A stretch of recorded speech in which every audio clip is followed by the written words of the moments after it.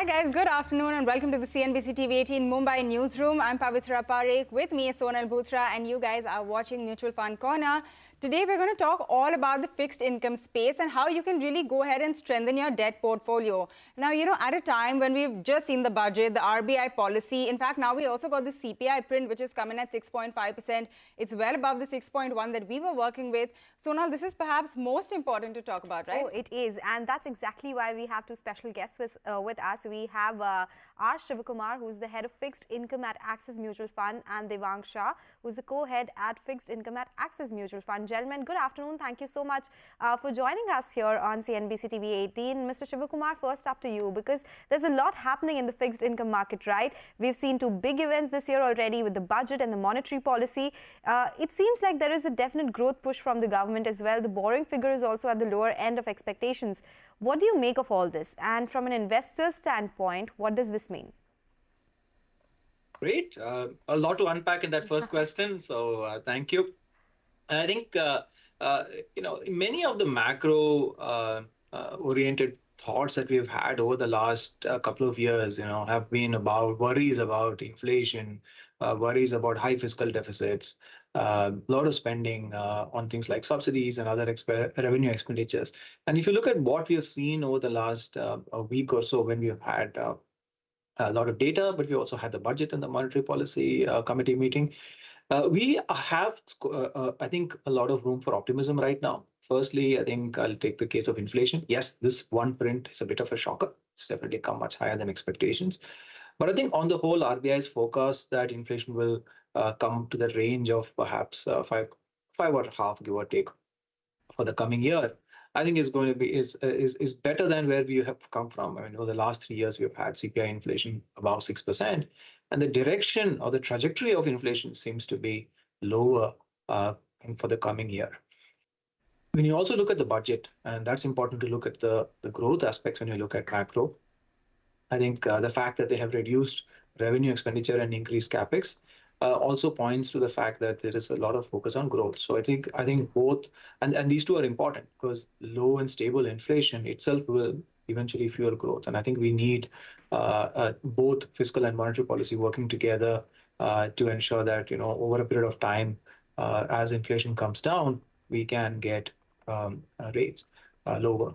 But I think the point is very important, that this is a medium-term process and we should not expect things to happen, let's say, in a week or a month.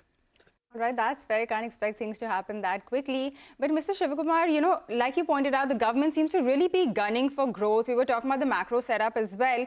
What should investors do differently at a time like this? Would you advise that they position themselves in a different manner? First thought process always is stick to your overall strategy for your portfolio. Don't change your asset allocation or don't change your duration just because you saw a budget or a monetary policy event. Look at this in the longer term context.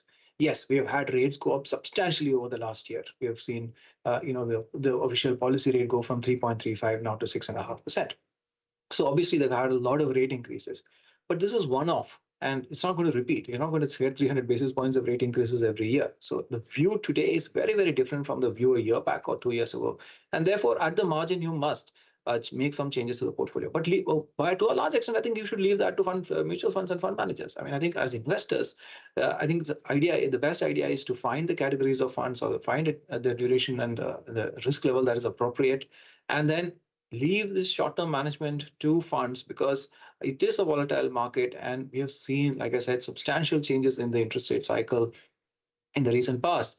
And I would say that navigating that volatility, I think, is best left outside, and investors should focus on the strategy of their portfolio rather than tactically switching from time to time. Okay, so volatile markets expected to be like that. So expert advice is something that investors should go ahead with.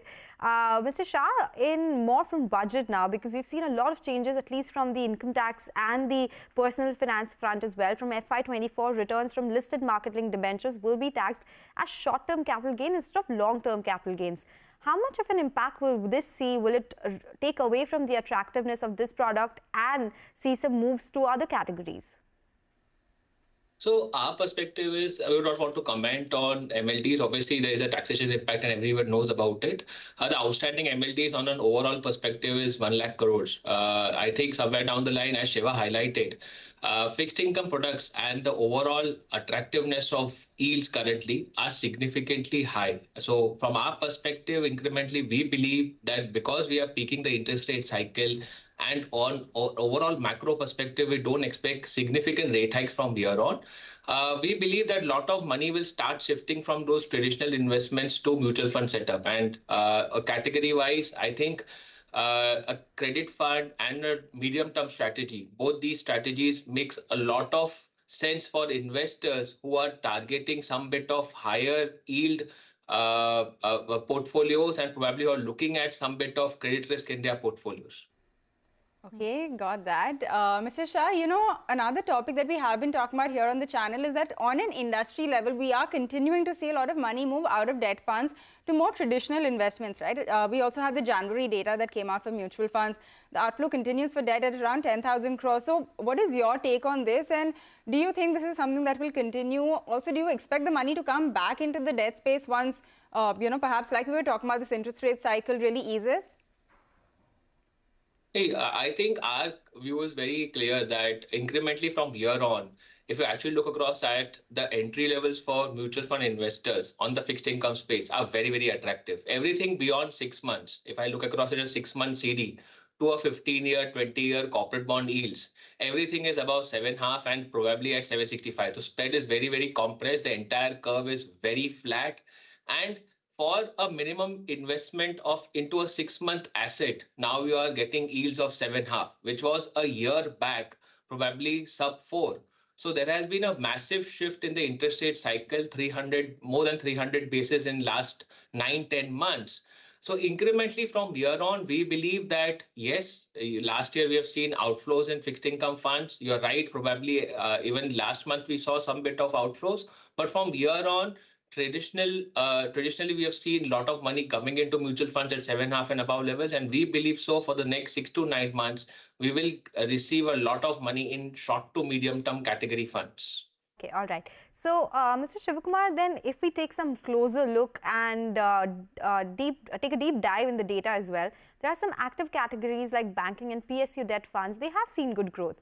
So what is your take on this? Is this likely to sustain, or we'll see some change of hands as far as sector moves are concerned?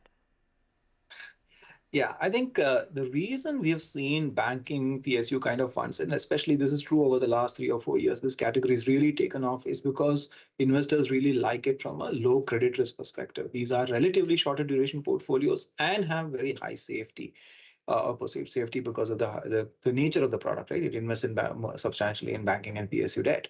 And therefore, there is this comfort that investors have derived over the years in categories such as this. And it's not only banking and PSU. Of course, we've seen other shorter duration debt categories have also benefited. And I think, as Devang just mentioned, I think this is going to be a core part of many investors' thought process. You know, when you invest in short-term debt, which is, you know, substantially where investor money is within mutual funds. And over the last couple of years, the yields on these instruments were very, very low because of you know, the pandemic-related response from the RBI, etc. But now that these interest rates have gone up, and therefore you are seeing much better entry opportunities. And I think this is very important. You know, when you invest in these funds, you expect to make returns which are linked to the interest rates at the time of investment. And you had yields of 4 to 5% a year, 2 years back.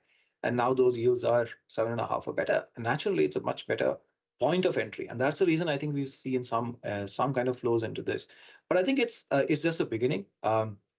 We have seen the initial flows come into these kind of categories. I think this will get a little bit more broad-based. Only time will tell which segments will actually see those flows.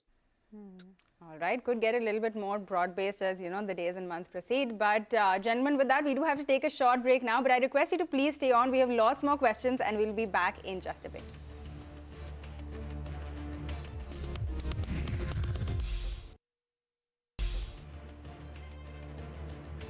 Welcome back. You're still tuned into Mutual Fund Corner on CNBC TV18. We are discussing all about investments in fixed income category, and we have with us our Sivakumar and Devang Shah, who are discussing this and giving us a take on what the investment here would look like. Mr. Sivakumar, there is good demand for passive debt products. Some of the fund houses are coming up with Gilt plus SDL index fund type products with say 4, 5 or 6 years of maturity.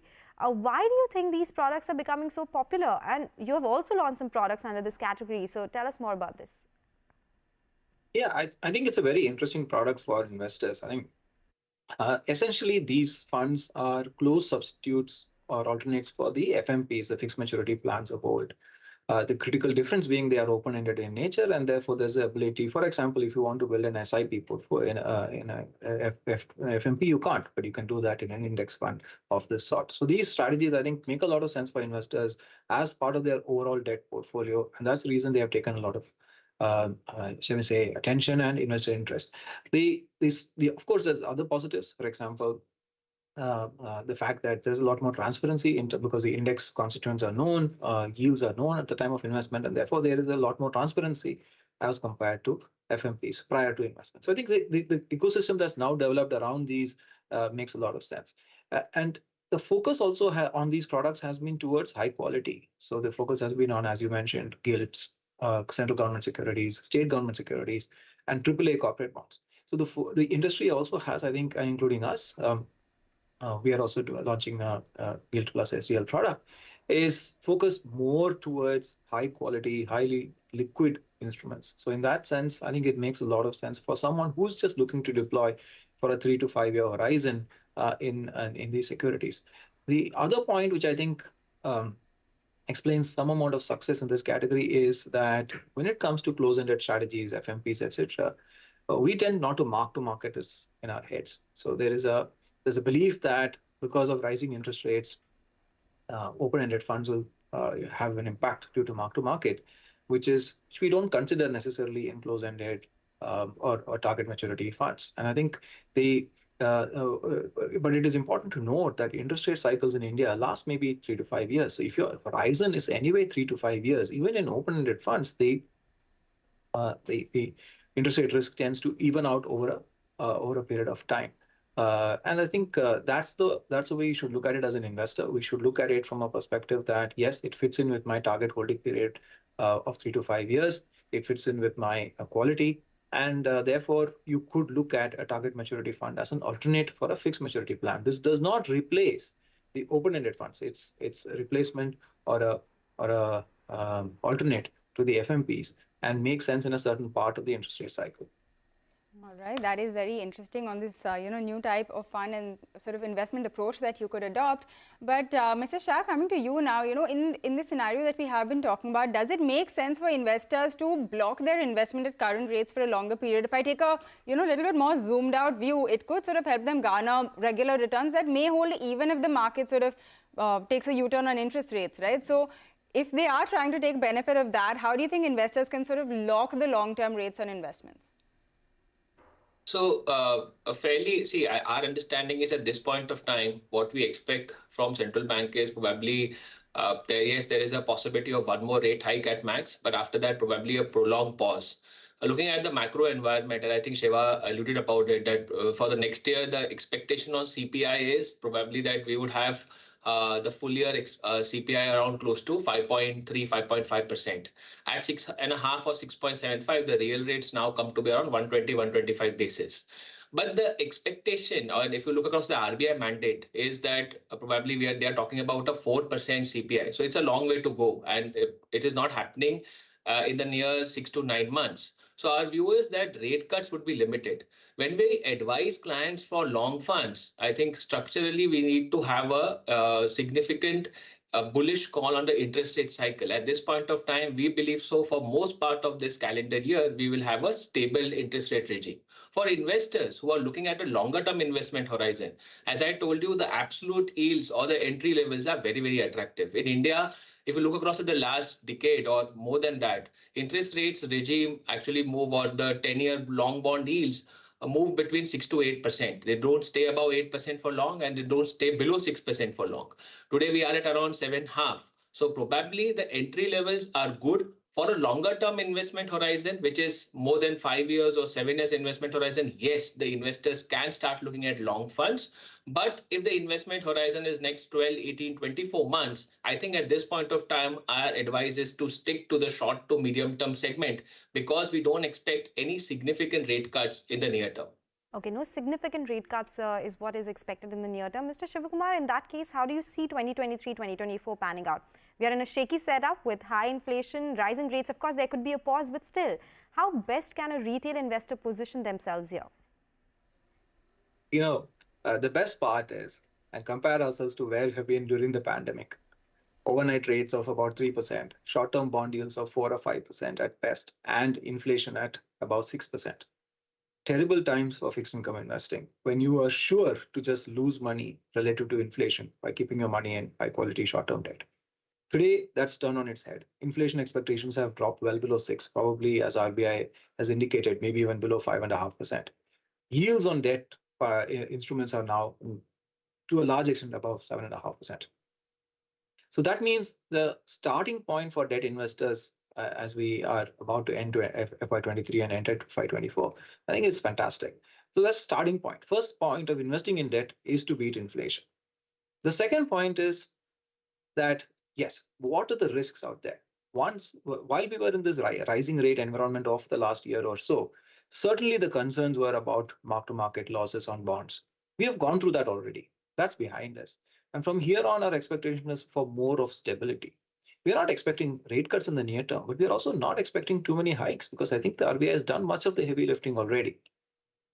So in that environment, I think the focus for investors should be to first get deployed. Don't stay in cash. There's a large difference between holding, let's say, money in an overnight fund or a liquid fund versus investing in a bond fund. I think first of all, start getting deployed. That would be one message. The second thing is to look at medium term. If you look at over the last, let's say, 3 years, it's of course been an environment of very low interest rates. But take a look at the last 5 years, 10 years. If your holding period is 5 years, 10 years, which is typically the case for many investors, even though we look at rolling year, 2 year, 3 year returns, really speaking, our debt allocation tends to be for reasonably long periods of time. Over those time periods, bond markets have given very stable returns to investors. So first, I would say, first thing is get invested. A good time to be invested right now. And second thing is have a plan to stay invested for 3 years, 5 years or longer, and to ensure therefore that you get a good outcome.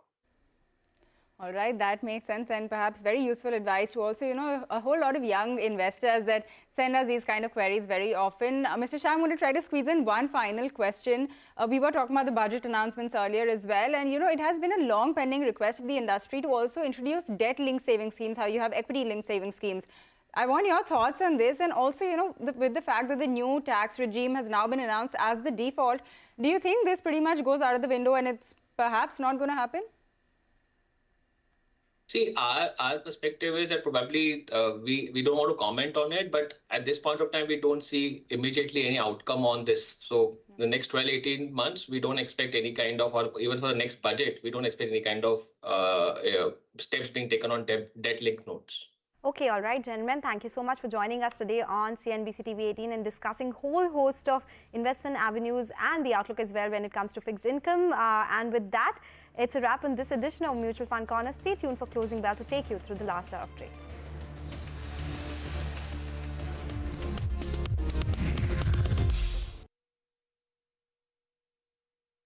Presented